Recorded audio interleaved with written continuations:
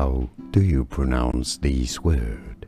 There are two different pronunciations that are used and correct in English.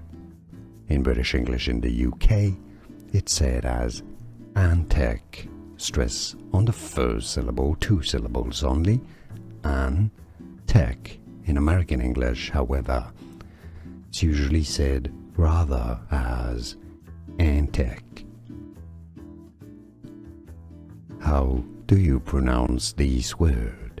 There are two different pronunciations that are used and correct in English.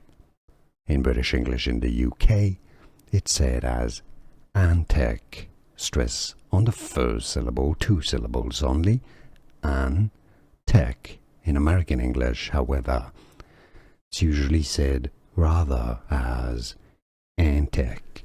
Here are more videos on how to pronounce more confusing words and names too many mispronounced. Like this video if you found it useful. I appreciate your support. I'll see you soon and thanks for watching.